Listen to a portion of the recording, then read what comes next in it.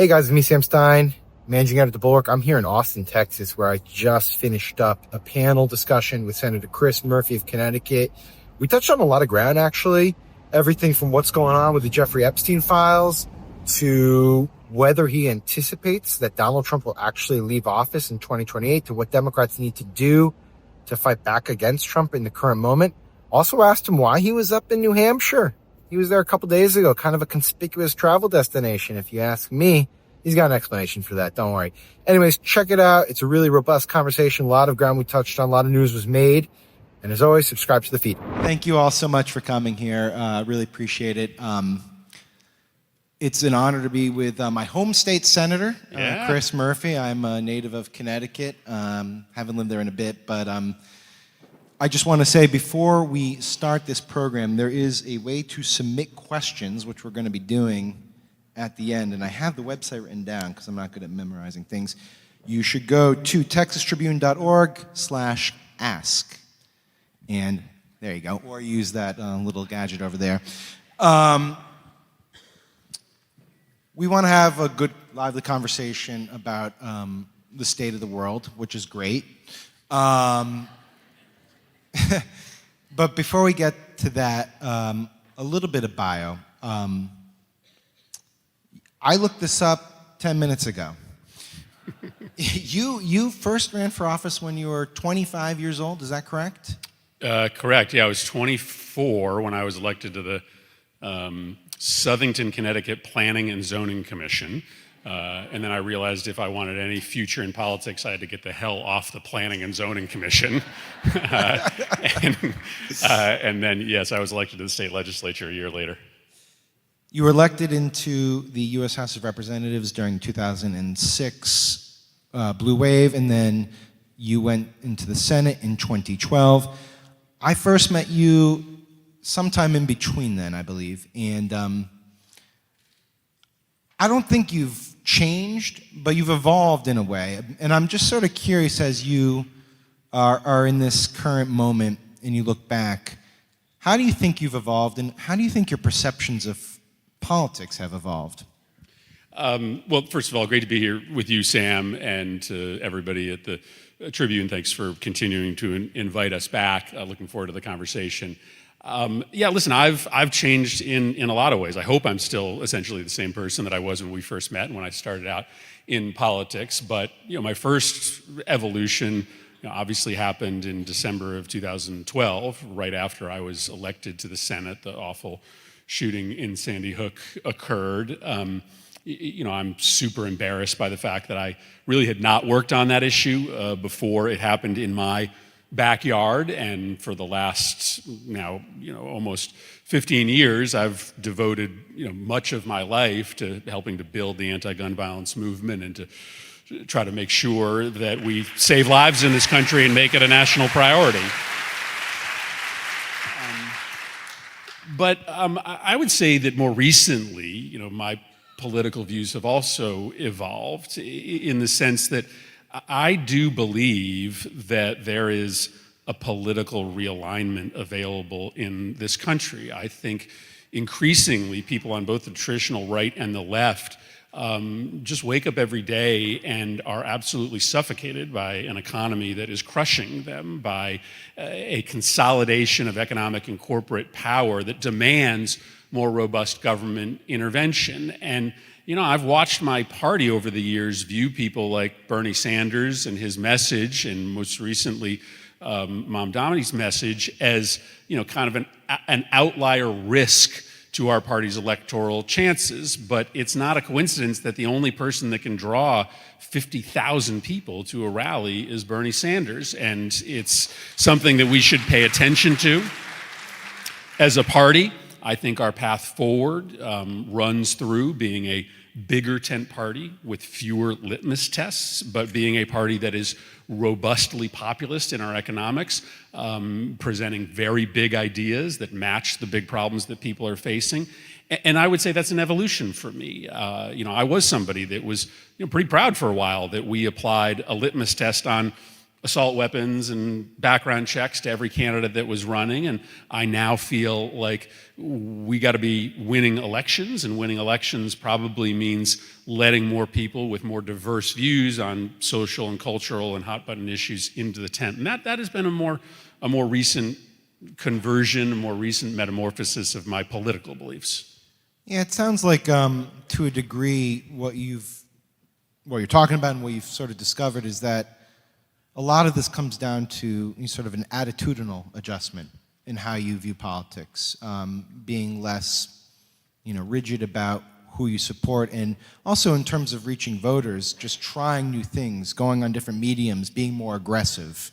How much is that simply a mode of we are living in uncertain times, this is Donald Trump 2.0, and things are now different and more existential? How much of it is just sort of you discovering new things about politics in general?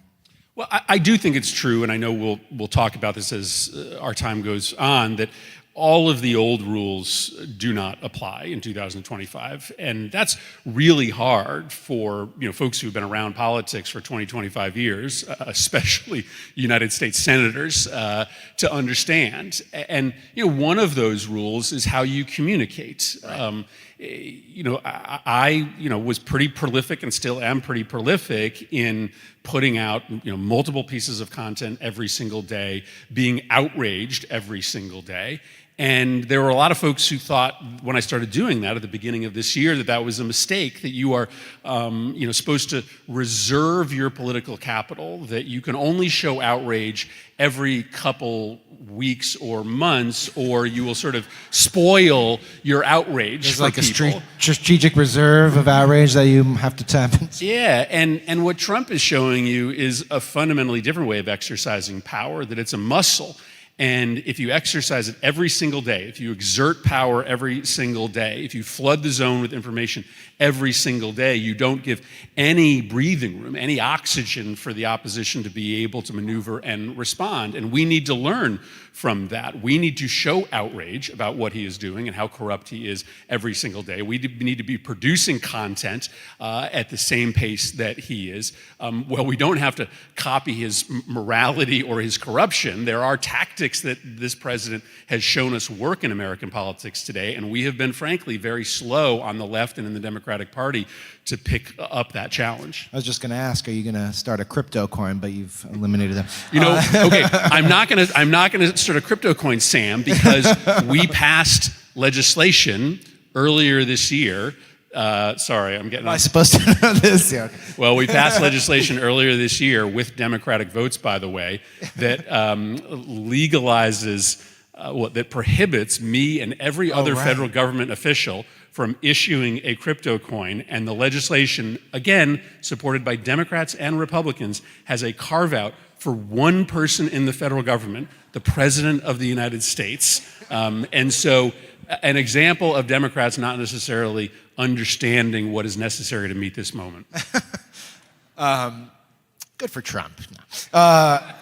I want to talk, this is sort of an inelegant transition, but you did talk about sort of the gusher of outrages that Trump brings with him. This morning on Truth Social, there have been many, many posts about Jeffrey Epstein and what he is now deeming the Epstein hoax. He's saying he wants the Department of Justice to investigate Jeffrey Epstein's relationships with Democrats, Larry Summers, J.P. Morgan Chase, Bill Clinton. He's lashed out at Republicans for continuing to focus on this. What is your? I hesitate to ask you to get inside the man's head, but get inside his head. What is going on? Do you think? I really don't want to. Okay. Well, what is as you observe this? You're an interested party here. What is your take on how this is playing out and why he's acting in incredibly guilty fashion? Well, he is in daily panic mode as we get closer to the moment where these files and the fullest truth that we have available to us is going to be made public. And it is clearly the biggest scandal in presidential history. And he wouldn't be acting this way if he wasn't so deeply worried about what sits in those files. What we've already seen is immensely incriminating. Clearly, Donald Trump was at the center of a child sex ring.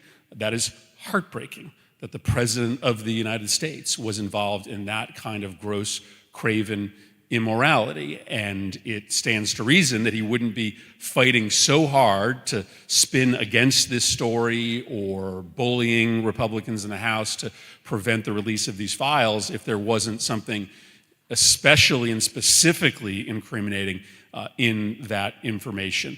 Now, I think the scandal in and of itself could bring him down, but we also do have to contextualize it, because what Donald Trump is all about is protecting the rich and powerful and stealing from normal people, regular middle class and poor folks, in order to enrich the rich and powerful. And this is very much part of that story. Yes, I am sure that there are both Republicans and Democrats named in those files. There are powerful people on both sides of the aisle, but what Trump is all about is, not really playing a game based on politics, but playing a game based on wealth and influence. If you have wealth and influence, Donald Trump is going to protect you, and that is consistent through everything he has done during the first 9 months of this administration. So, as I understand it, the House will vote next week on the release of the files, because the discharge petition, I'm not trying to get too in the weeds here, but they are going to have a vote next week on the release of the files, and it's widely expected that it will pass. And at that point, it does go to the Senate. What are your expectations for a vote in your chamber on that specific issue? Well, the Senate has, essentially been, out of the loop. There's been very little, almost no pressure on Senate leadership, Republicans, because of what's been happening in the House of Representatives.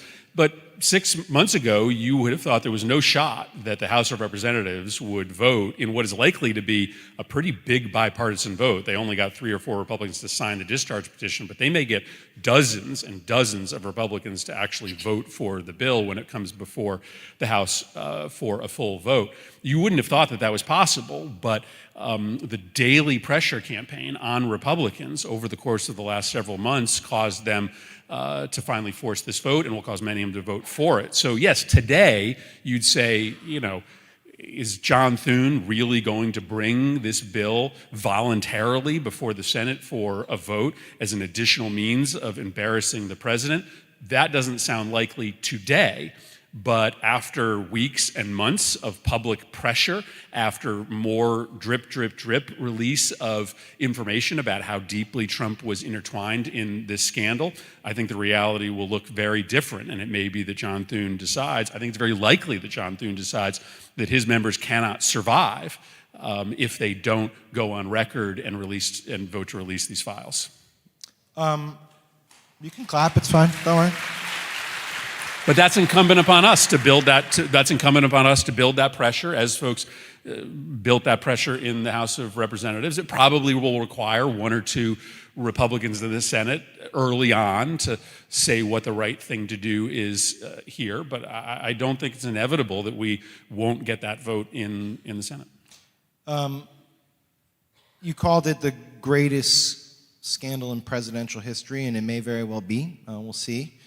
But there's been a lot of other scandals in this presidency. I'm not asking you to rank them.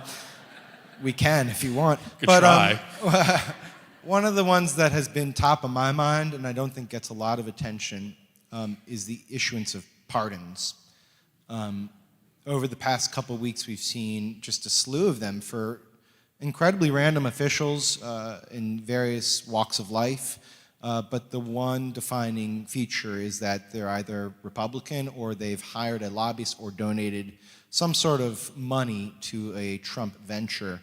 The big one was a pardon that actually wasn't for a criminal case, which was the 30 or whatever so people involved in the 2020 election scheme. I talked to a pardon attorney who had been pushed out of the Justice Department, a woman named Liz Oyer. She was pushed out because she refused to give Mel Gibson back his guns, and so they pushed her out of the administration. And she made the case that this was a pardon with a purpose. that he's trying to signal to people that you can disrupt an election and you'll get an A-OK from him legally. Is that your fear? And then I guess the secondary question to that is, what can be done about the use of pardons? It's a constitutional right to the presidency, but it's being flagrantly abused. Well, so what can be done ultimately is a contraction of that power through constitutional amendment. I think we have seen, frankly, the nuclear grade abuse of that power by Donald Trump, but we have also seen the abuse of that power by prior presidents as well. And so it is time to have a national conversation about whether that power can any longer be justified in its present form. Yes, obviously he is trying to signal to his supporters that they are going to be able to get away with not just political disruption, and that's the 30 people you were talking about, but violent disruption. It is pretty amazing to me how quickly our national conversation moved on from the wholesale pardoning of every single one of the January 6th protesters. There's likely nothing he has done that is a greater threat to our democracy, to the peaceful transition of power, than the decision to pardon every single one of the January 6th protesters. And so what he is very clearly signaling is that if you are on the inside of the election system and trying to maneuver the election illegally towards Donald Trump, he will protect you. He is signaling to his rank and file MAGA acolytes and sycophants that if you engage in violence in my name, you will be protected and let off the hook. And we are being set up for an election, whether it be in 2026 or 2028, that may be a immediate simmering crisis. He's not going to cancel the election, right? We're going to have an election next fall, and we're going to have an election in 2028. He is simply methodically and planfully rigging the rules of that election so that Democrats don't have the political space to operate and cannot win. And that, I think, is a question that is presently before the American electorate. We don't have another year to save American democracy. We likely only have months. Well, I suppose I have to ask you this now. It's kind of like a parlor game, but if he is rigging it in the way that you are outlining here, is it your anticipation that he's going to try to remain in the White House after 2028?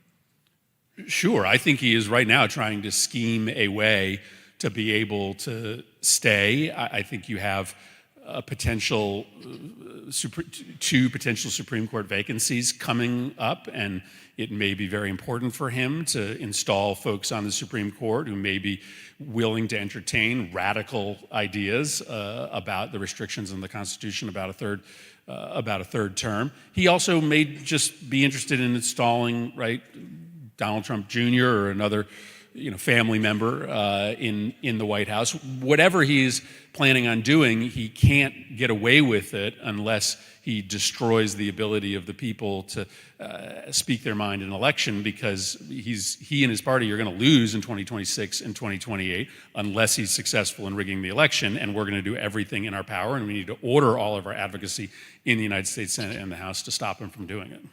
Just going to note, that was very disrespectful to Eric Trump, who you didn't. I'll give you an opportunity to apologize if you want. I refuse your opportunity, your offer. I'm pro Barron, but he's just too young. I want to switch to your party, who you've been critical of, I think is fair to say.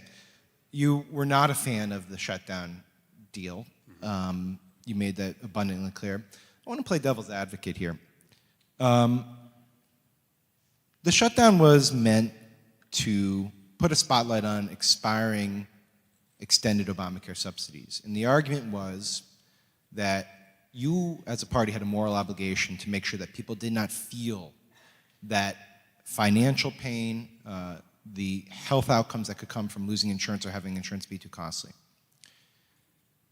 As the shutdown progressed, benefits for food assistance became very imperiled, and people began to feel a different type of pain, hunger. did you not have a moral obligation as a party to make sure that that was also resolved? And if that is the case, why was agreeing to reopen the government and turn on those SNAP benefits again a bad idea? Okay, so I think you're getting into the most essential question, and it will remain the hardest question for the political opposition as our democracy remains in peril, and it is this.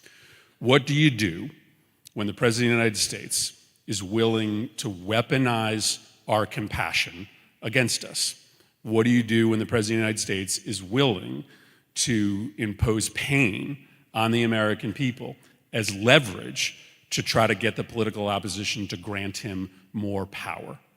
I wish that there were a path to save our democracy that did not involve pain, that did not involve sacrifice, that did not involve hard times.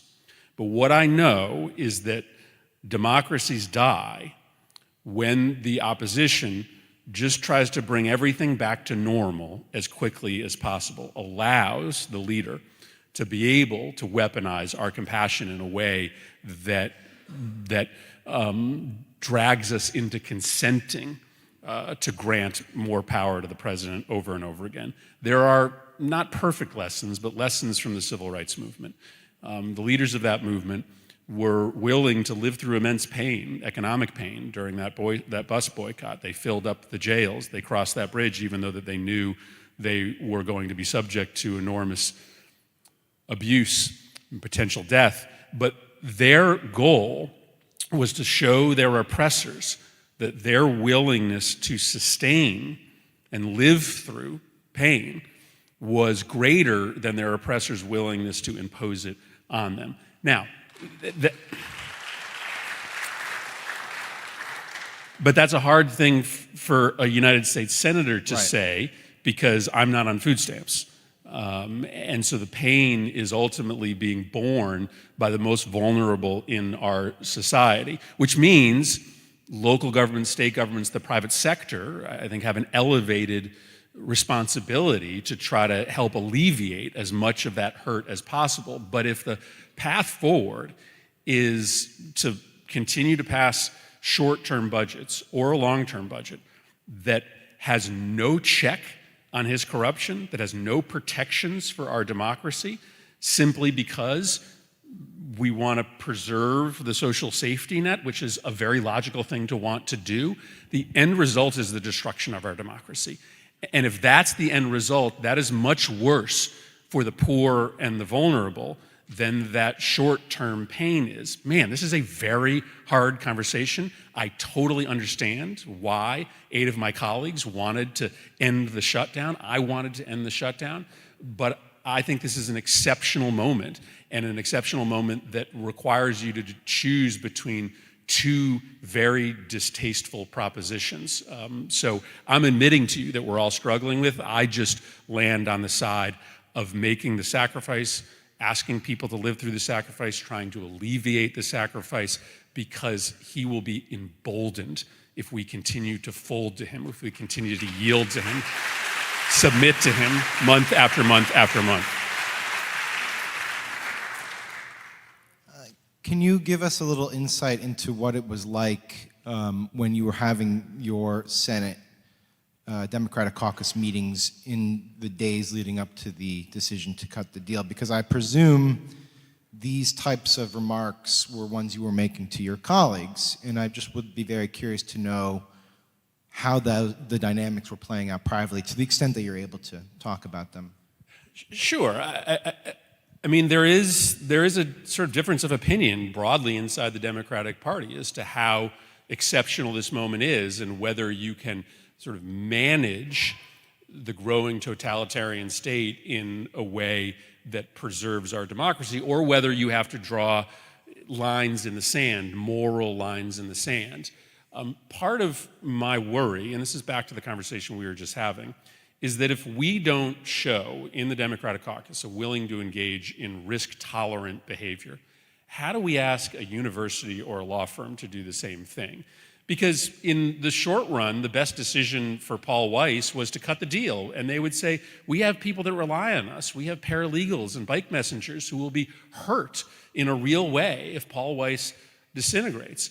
But we told that law firm, and we told Columbia University, no, the principle, right, of free speech is more important than the immediate pain that will be visited upon your institution or your company. And yet we aren't necessarily living our own advice. We aren't willing to take stands that involve pain and hurt for a principle. I think there was also another difference inside the caucus, which is whether this strategy was going to work or not if we continued the shutdown. I just think that after that election, the country had, I think, made a referendum supporting the tough stand that we were making. And I think Trump was showing signs of cracking. What did he do the next morning, Wednesday morning? He called all the Republicans to the White House and said, end the filibuster as a means of ending the shutdown. They basically told him no. His next only play would have been to come to Democrats and say, okay, let's cut a deal to reopen the government. But we were so impatient to end the shutdown that we didn't even get to that next step. So I think one of the other disagreements in that room was whether we were going to get what we asked for, the suspension of those subsidy cuts, if we had held out longer. And those 8 folks didn't believe that. People like me thought that the public pressure would continue to build and that we could actually achieve our objective if we stayed in that shutdown a little bit longer. The deal that was cut will fund SNAP for the next year, so it is not, as I understand it, an issue the next time there's going to be a shutdown fight, which is the end of January. The deal cut also says that RIFs, reduction in forces, can't happen while the CR is in play, and RIFs are not allowed to happen legally. We know that the president deeply respects the law, but they're not allowed to happen during a shutdown anyway, so those also should be off the table. So with those 2 issues off the table and the likelihood that Obamacare subsidies will stop and that premiums will rise, how likely at this point do you imagine there's going to be another shutdown in January 31st into February?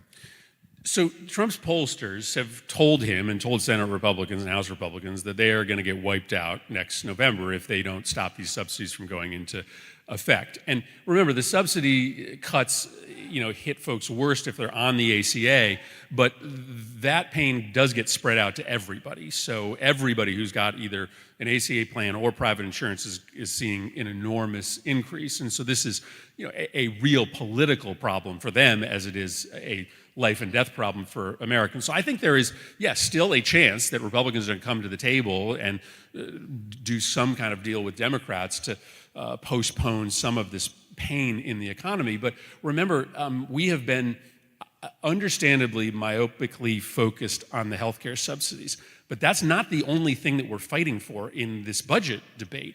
This president is acting in brazenly corrupt and illegal ways that, if not checked in this budget, will destroy our democracy. And so if you cut a deal on this budget that just restores the healthcare premiums, but doesn't require the president to spend the money that the budget allocates, it allows him to just spend money in Republican states and not spend money in Democratic states, if it doesn't constrain his ability to deploy our troops into our cities to try to suppress dissent, if it continues to allow him to use the FCC to shut down free speech and build a growing censorship state, then you haven't succeeded. So we need to put checks on his corruption and on his destruction of democracy into this budget.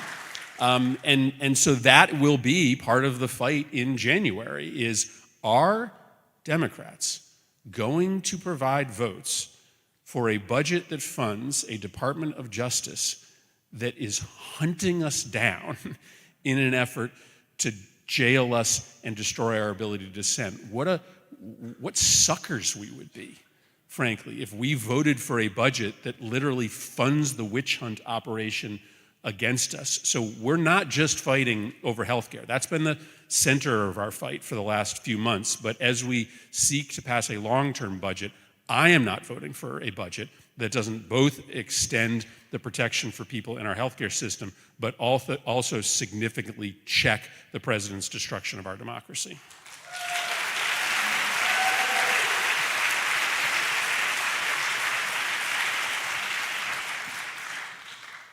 I want to read you a quote from a colleague of yours. You can guess who the colleague was. I'll give you a clue. It is a Democratic colleague in your chamber. Okay, you can guess who said this.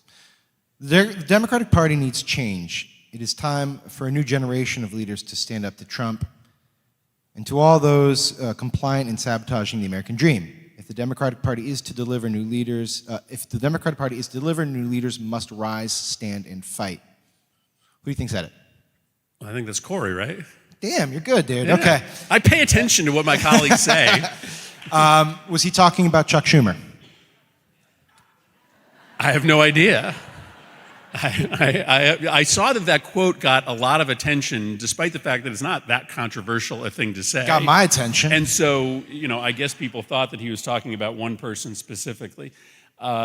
Listen, Chuck has a very hard job. None of us met this moment.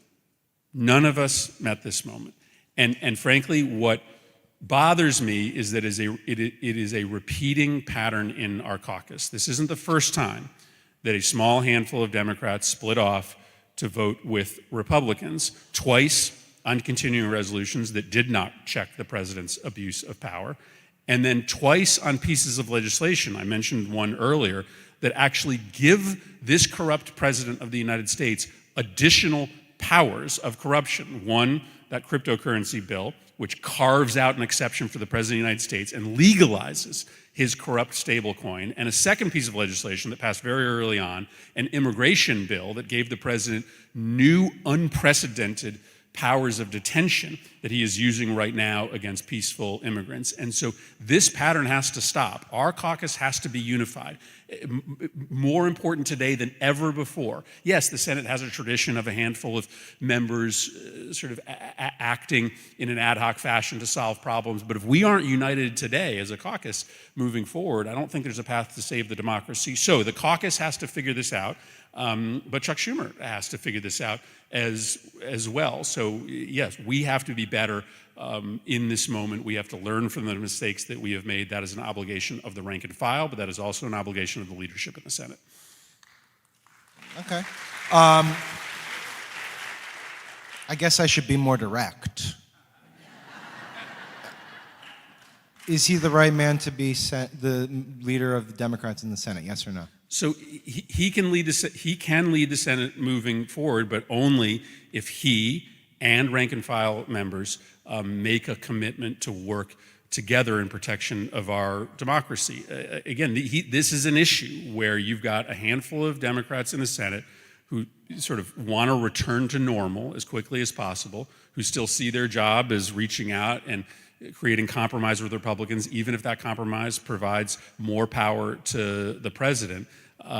Whatever person is in charge of the Senate Democratic Caucus is going to have to manage that phenomenon. That problem exists even if there was a different leader. So it's more I'm not trying to punt on the question, I'm just telling you the problem right now is a lack of unity and a lack of common purpose in the Senate. That's a problem that we all have to solve together. Prior to coming to Austin, you did what many people do this time of year. You flew to Manchester, New Hampshire, and hung out in a somewhat random state, right? Who goes to New Hampshire? Why were you in New Hampshire? Yeah, I mean, I will say I have been traveling the entire country all year. Yeah, okay, sure. Yeah, listen, I don't think anybody with ambition right now should be planning on running for president in 2028 because we may not have a free and fair election in 2028. We all have to be in the business of saving our democracy right now. So no, I don't have any plans to run for anything other than the Senate, but I do think we have to, all of us, be traveling the entire country, whether it be an early primary state or not, to build this political resistance movement. Sam, as you know, I did something abnormal a few months ago. I decided to stop raising money for myself, and instead, right now, when I raise money into my political campaign, I just turn that back around to fund mobilization and protest groups all across the country. So I have spent about $1 million funding different organizations And that if you were, I don't know, if you were only focused on a future office, you'd probably be raising money and sort of hoarding it in an account to spend later. But I don't know whether any of us are going to have an election to run in 2028 that a Democrat can win. So right now, I'm focused on helping these citizen-led education, mobilization, and protest groups all across the country be able to speak truth to power. So that's my sole focus right now.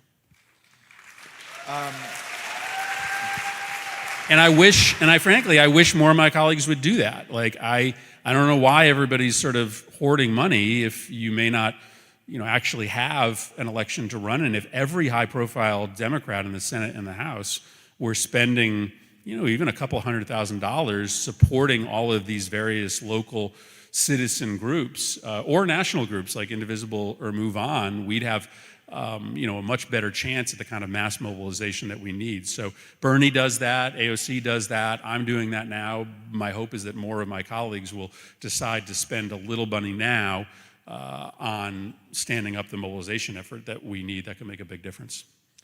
I'll just say I went to school in New Hampshire, and next time you need cover, do the trip in October. You can say you're looking at the foliage. Leaf peeping? Yeah, leaf picking. That's exactly the thing that a senator does.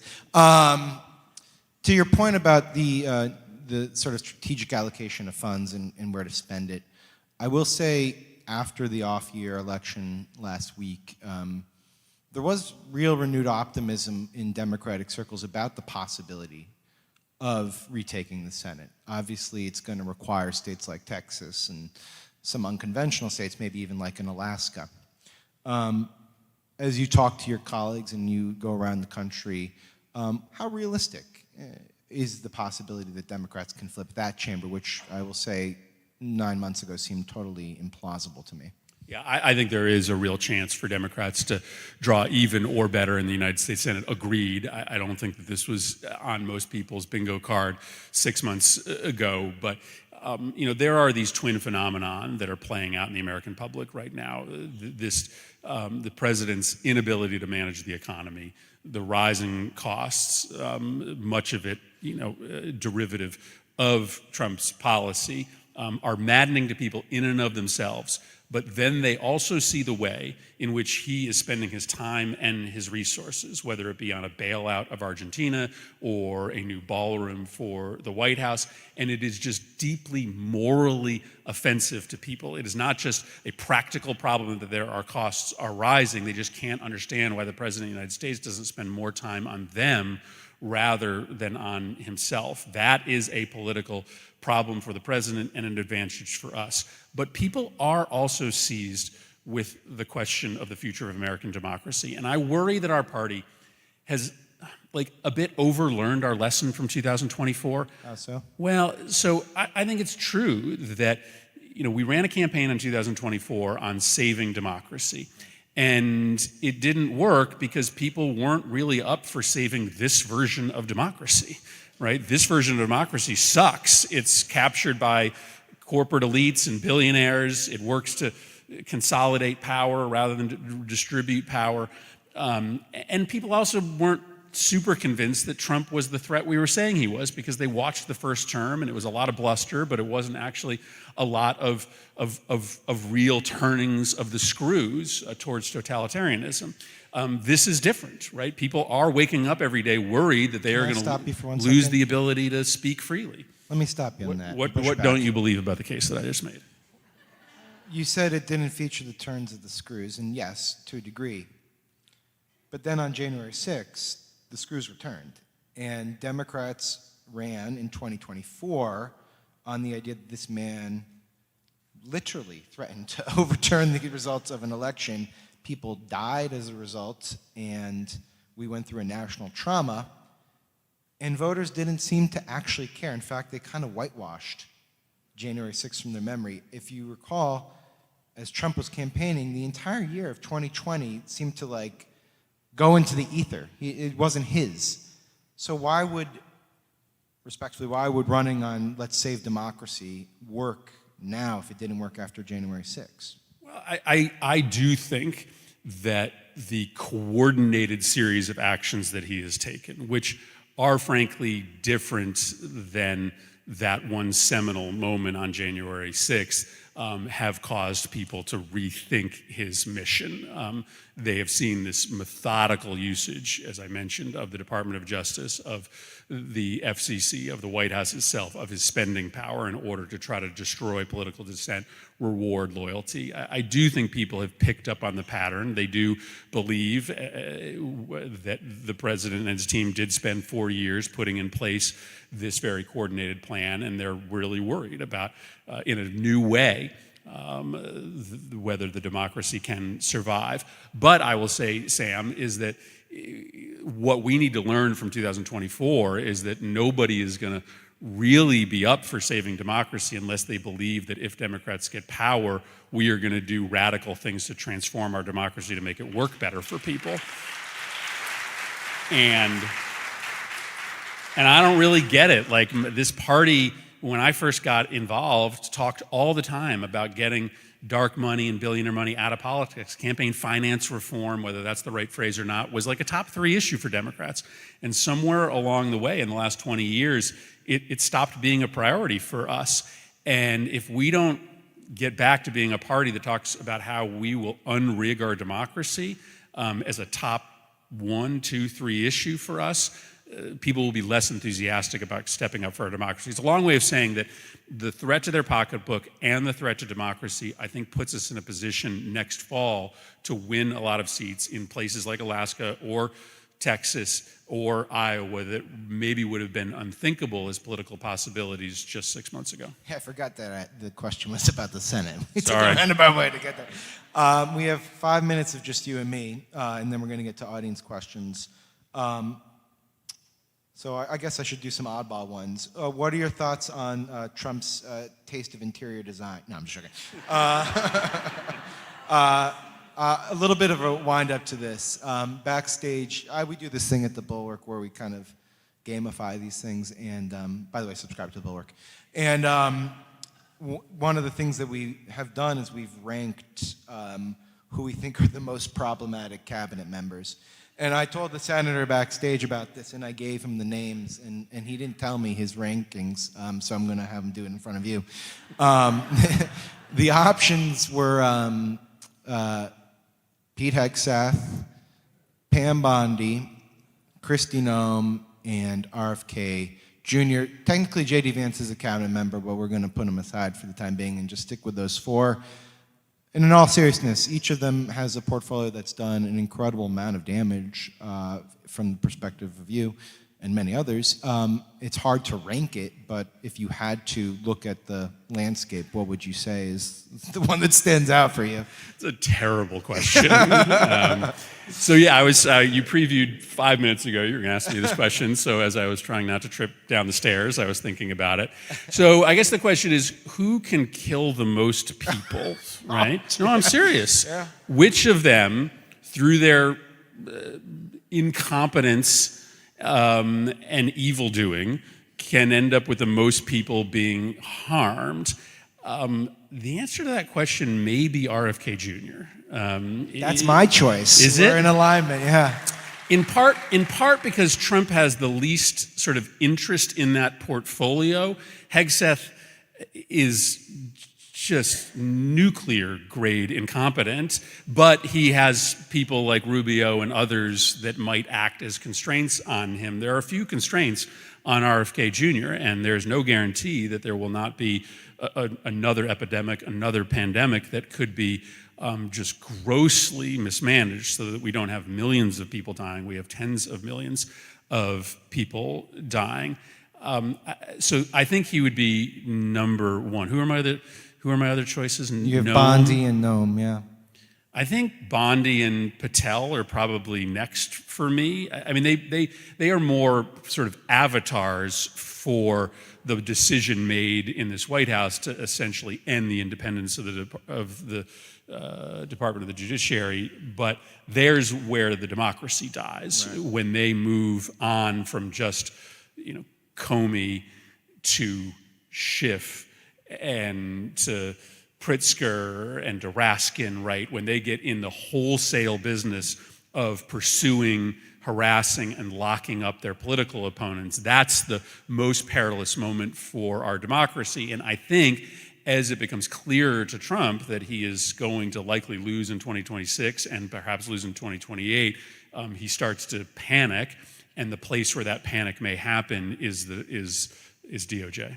That was a really uplifting note to end on. I'm not going to let us end on that. We're going to go very quickly in the audience questions, because I was talking to a couple of people actually prior to coming here, and they had the same question they wanted to ask, which relates to this, which is, if you look at all the damage and the problems and the threats that are out there, how do you go about repairing this? And is it even possible? Oh, it's absolutely possible. I mean, yeah, all of our talk tends to be depressing, but I remain, in general, an optimist. But I also remain deeply optimistic about our ability not only to survive this moment, but to come out of it stronger. People are having an emotional, spiritual reaction in this country to this level of cruelty. The way in which the president is treating immigrants is causing a lot of folks who, frankly, had real sympathy for the president's position on immigration to rethink their belief system and to recommit themselves to the idea of a multicultural America. 7 million people turned out for No Kings at a moment when the president was doing everything possible to try to suppress people into silence. That's a big deal. That's a big deal.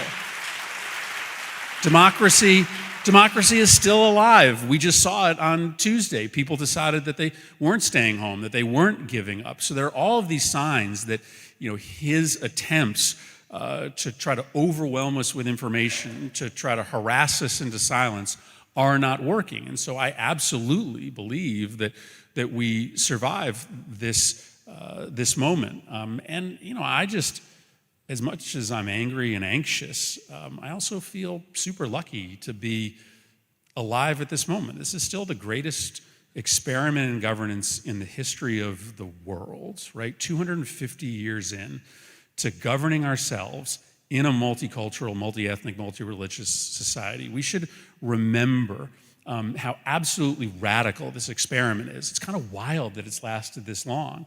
And so the reason that I feel both anxious and angry and joyous is that, and I think you probably feel this too, it's probably part of the reason why you're here in this room today, is that, I could have been parachuted into the world at any time, in any place. And I happened to be dropped into the United States of America, right?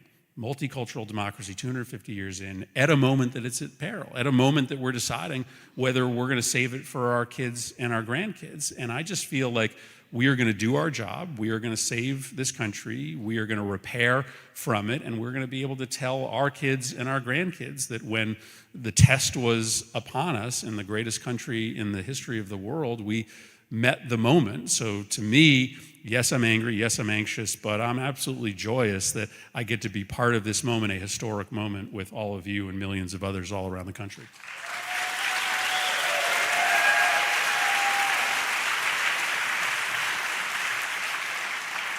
We're going to turn it over to audience questions now. Hello, everyone. Thank you for being here, and thank you for submitting your questions. My name is Colleen. I'm a reporter at the Tribune, and I will be relaying your questions to the senator.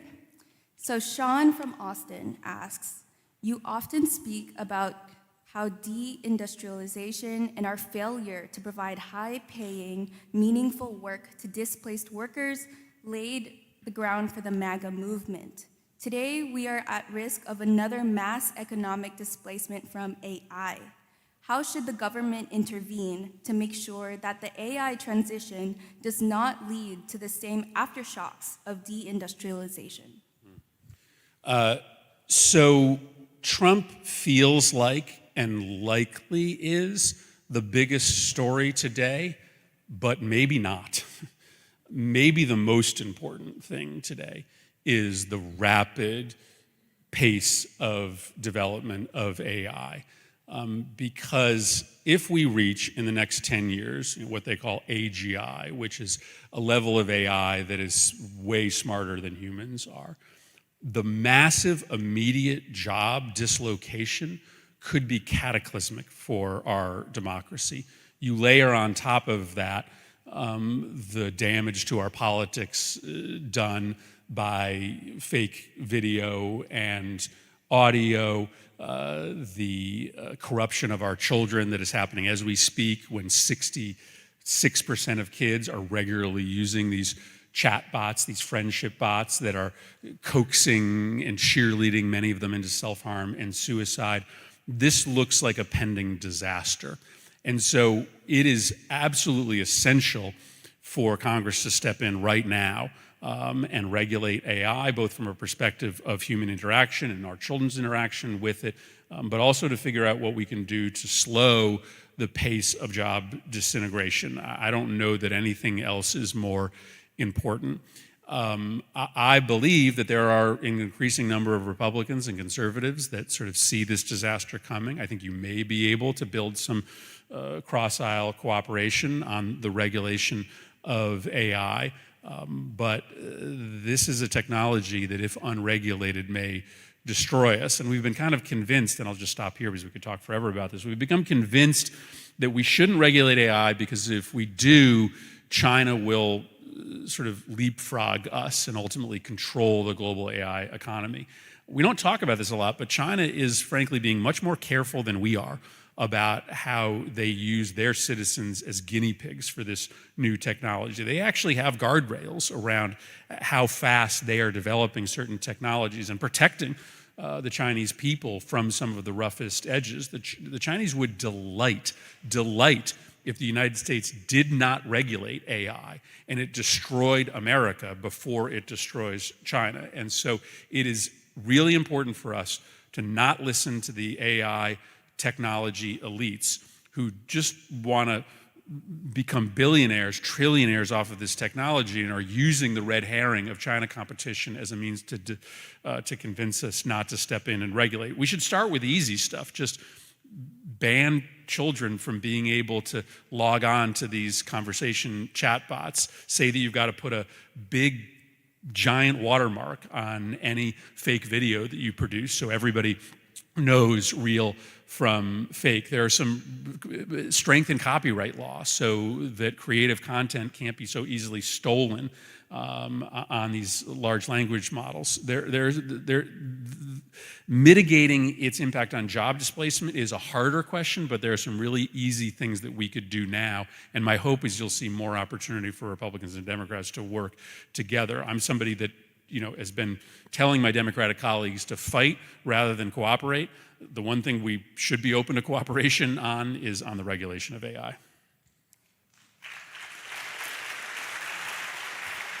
The next question is from Dan in Austin. If Democrats in the Senate continue to take a hard line on future funding for the government, do you think the Republicans will eliminate the filibuster? I think it's possible that they will. Obviously, the president went to Republicans and said, I want to end the shutdown, and the quickest way to do that is to just get rid of the filibuster. And on Wednesday morning, when he asked that of them, the answer was broadly no. Probably about half of the Republicans in the Senate are not interested in eliminating the filibuster. I think the president will probably keep up that ask. He will keep pressuring them, and they have shown no broad willingness to reject his entreaties on anything, so he may win out. They are going to be increasingly politically skeptical of changing the filibuster because they now see that the likelihood is growing that we're going to win back the Senate in 2026. And if we show up on day one and the filibuster is gone, well, then we're going to use it in those first few days to restore Roe versus Wade, to pass universal background checks, to pass the Voting Rights Act. I hope we do that anyway. I was going to say, are you okay with them eliminating the filibuster? I mean, listen, I have been arguing for us to do it in order to get broadly popular things passed through the Senate. They are trying to use the filibuster reform to pass things that are deeply unpopular. So I think it's probably okay to have a little bit different standard about what you think of filibuster reform if you're trying to use it to pass something like universal background checks that has 90% approval versus what Republicans are trying to use it for, which is, for instance, to pass a budget that doesn't restore these ACA subsidies, which is something that's approved by 20-30% of the American public. So this question is from David from Michigan. Alyssa Slotkin recently hosted a group of low-propensity voters, and she concluded that people vote according to their hopes. And when they don't feel hope, they are a lot less likely to make the efforts to go out and vote. How can we turn this around? Yeah, I think that is broadly correct, and I think that our party over the years has failed to give people real hope because our policies are incremental in the way that they change people's lives. The problems people are facing are enormous today. And so when the Democratic Party is talking about a few dollar increase in the minimum wage, or our prescription drug plan is we're going to use the bulk purchasing power of Medicare to negotiate down the price of the top 10 most expensive drugs, it just doesn't meet the moment for people. Again, part of the reason that Bernie Sanders gets these huge crowds is because he has solutions that are as big as the problems that people face. And so we should be talking about a $20 minimum wage. We should be talking about regulating and capping the price of every single prescription drug in this country. We should be talking about a constitutional amendment to ban billionaire and anonymous and private money from politics. You are not going to get people to feel hope unless you are proposing ideas that meet the moment, that are as big as the problems that people face. So yeah, I think she is right, and I think we have to sort of look ourselves in the mirror as a party and ask if our agenda, if our policy ideas have been the kind of ideas that actually generate hope that if you elect us, we'll solve your problems. This question is from Carrie King from Austin. How do we combat continued gun violence in our schools in a red state like Texas? There were 2 gun-related incidences at my son's high school right here in South Austin just this week. Yeah, I mean, I'm the parent of a high school student and a middle school student, and they go to school in a, urban public high school and middle school. They have not lockdown drills, they have lockdowns. They have moments where there are active shootings happening in their neighborhood, and I, don't completely understand the trauma that's being done to my own children.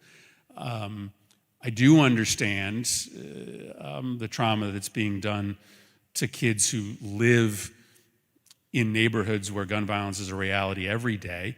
I have this little group of kitchen cabinet middle schoolers in my neighborhood in Hartford, and I meet with them every couple months to, just have them tell me what life is like in this low-income neighborhood in Hartford. And they remind me all the time that school for them is the safe place.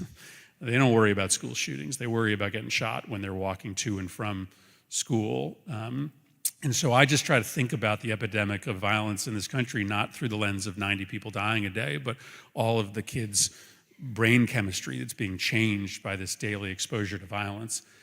Here's part of the reason why I am so desperate to protect and preserve our democracy, because I've seen it work. I've seen it work. After Sandy Hook, we lost. We didn't pass a bill to try to change the trajectory of gun violence in this nation. And so what did we decide to do? We decided to build. For 10 years, we built methodically a movement.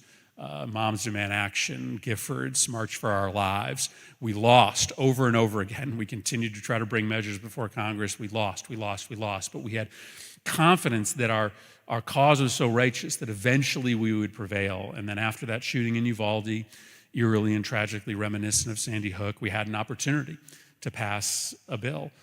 For 30 days, we negotiated what eventually became the Bipartisan Safer Communities Act, the most significant anti-gun violence bill in 30 years. It passed even with the NRA opposing it. Why? Because for the first time in 30 years, Republicans were more scared of the anti-gun violence movement than they were of the gun lobby. And you know what happened? Gun violence rates started to plummet as soon as we passed that bill all across the United States of America. And so we have proved the theory of our case that if you organize, if you take advantage of moments in Congress to pass legislation that tightens our gun laws, we will save lives. And we haven't solved this epidemic, but we have had 3 straight years of double-digit declines in gun violence. That happened in large part because of a political movement that we built. So these next 3 years will be really hard. Donald Trump is not going to help us get any new legislation passed. But if we continue to build the movement, if people sign up for these groups, if we continue to build power, there will be a moment not far off in the future, like there was in 2022, and we can double down on the progress that we made. And if we are successful in that endeavor, we will continue to chip away and chip away and chip away at this epidemic. So I, as I told you, am in general a very optimistic person, but I am very specifically optimistic on our ability in this country to organize around and eventually end the epidemic of gun violence in our schools and our communities.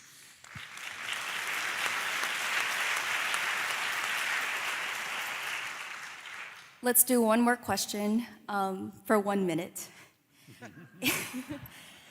AJ from Fort Worth asks, do you think that you and your colleagues are sufficiently aware and concerned with the demographic changes of this country, namely that red states are rapidly gaining population while blue states are more slowly growing or outright declining in population? What steps should Democrats take to change these trends? Yeah, listen, I mean, we have a national economy, and to me, there is often a race to the bottom occurring as states start to chip away at workers' rights, they start to chip away at workforce protections, at healthcare protections, which does often cause companies to move from one state to another. But the sort of net results of that phenomenon is an economy that broadly isn't working for workers, as you have this kind of regulatory race to the bottom, which is why I do think there's a growing appetite amongst folks in red states and blue states for the federal government to step in and play a more robust role in creating a national floor of worker safety, a national floor of wage protection, a national floor of benefit protection for all workers in this country. I said at the outset, I do think that there's a realignment happening in America today. The Democratic Party has to do a better job of being able to communicate to voters, not just in blue states, but to red states as well, which is why, I'm engaged in this project to try to convince my party to build a bigger tent, to be more robustly economically populist. There's a group of voters who are sort of open to more national intervention in the economy, but are probably more socially and culturally conservative voters. We have an opportunity to expose Trump as a fake populist, as somebody who only cares about himself and not you, but only if our party is a little bit less judgmental about people who don't agree with us on everything from abortion to climate to gun rights. We have the opportunity right now. Trump has presented us with this opportunity to build an unprecedentedly large voting coalition heading into the 2026 elections. And I'm hopeful that we will capture that opportunity. It's a really hard conversation for the party, and I regret sometimes that because we have been so hyper-focused on defending our democracy and confronting Trump's corruption, we maybe haven't had the kind of autopsy we should about what went wrong and why we've become so uncompetitive in places like Texas and Missouri and Iowa, places where we used to be competitive only a handful of years or a decade ago. But what an opportunity Trump is presenting us. He has exposed himself as a fraud. He is the most corrupt president in the history of the country. People are looking to salvation. They are looking to the Democratic Party to show that we care about them, that we have ideas that are big enough to match the bigness of their problems, that we're willing to reform government so that it works for them and not the billionaire class. There is, as I said at the outset, an opportunity in this moment to beat Trump in the midterms, to turn the corner for this country in 2028, to come out more united as a nation, and to protect and preserve American democracy. That has to happen by Democrats speaking in blue states and purple states, but also red states as well. That's the work ahead of us. I think we can get the job done.